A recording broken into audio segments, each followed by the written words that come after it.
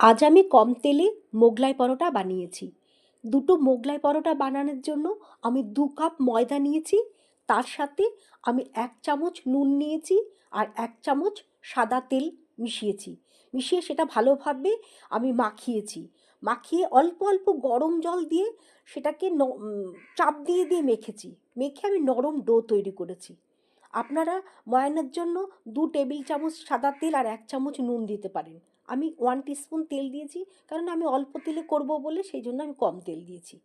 আর ময়ানটা খুব ভালোভাবে মাখতে হবে কিন্তু, তাহলে নরম হবে। আর সেটাকে আমি ৩০ মিনিট ধরে রেখে দিয়েছি।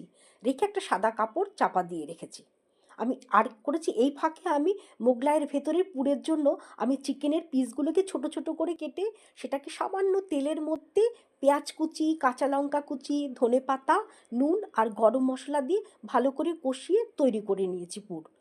এর ফাঁকে আবার আমি তেলটা গরম বসিয়ে দিয়েছি ফ্রাই প্যানে।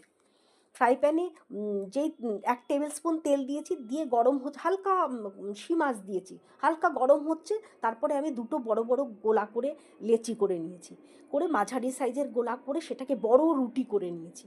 রুটি করে মাঝখানে আমি সেই চিকেনের পুরগুলোকে দিয়েছি আর একটা ডিম ফাটিয়ে দিয়ে দিয়েছি।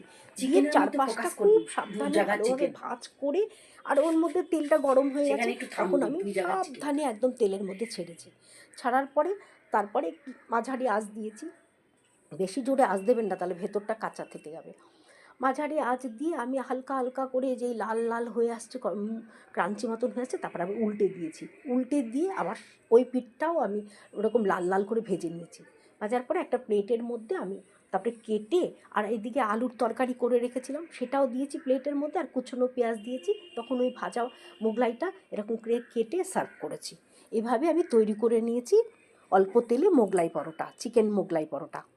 আপনাদের যদি ভালো লাগে এই রেসিপিটা, আপনারাও করে ট্রাই করবেন। আর আমাকে লাইক, শেয়ার এবং সাবস্ক্রাইব করতে ভুলবেন না।